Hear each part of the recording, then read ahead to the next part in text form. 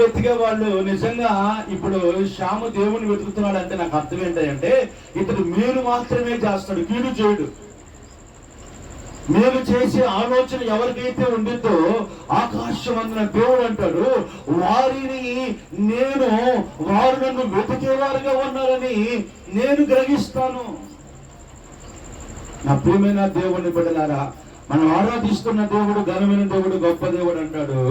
దేవుడు మనల్ని మనం వెతికే వాళ్ళమైతే, నేను ఒక మాట చెప్తే జాగ్రత్త వినండి, మనిషి దేనికి భయపడడు. చెప్పలు కొడతారా?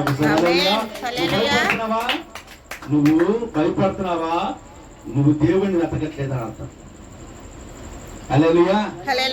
గమనించండి, కొన్నిసార్లు మనం పడుకొని నిద్రపోతా ఉంటాము, కిటికీ అంతర కిటికీ డోరు, కిటికీ అంతర కిటికీ ఓపెన్ అయింది. దేవుడు ఘనమైన దేవుడు, గొప్ప దేవుడు అంటాడు. నిజంగా నువ్వు దేవుడిని వెతికితే నువ్వు చేసే పని మొట్టమొదటి గుర్తుపెట్టుకోండి, మీరు మేలు చేస్తారు, కీడు మాత్రం ఎవరు చేయరు. మీరు నష్టమైనా పర్వాలా, హల్లెలూయా, మీరు నష్టమైనా పర్వాలేదు, కానీ దేవుడిని మీరు వెతుకుతున్నారు. ఆకాశం అందున దేవుడు నా కుమార్తె నా కుమారుడు వెతుకుతున్నారని ఆయన మీరు కనుక రుజువుపించుకోవాలంటే మీరు మేలు మాత్రమే చేస్తారు, కీడు మాత్రం చేయరు.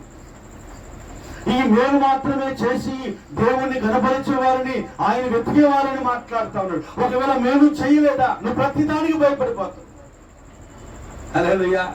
ప్రతి దానికి భయపడిపోతున్నావు. కుటుంబం గురించి భయపడిపోతావు, అప్పుల గురించి భయపడతావు, సమస్యల గురించి భయపడతావు, ప్రతి విషయం నువ్వు కృంగిపోతానే ఉంటావు. కారణం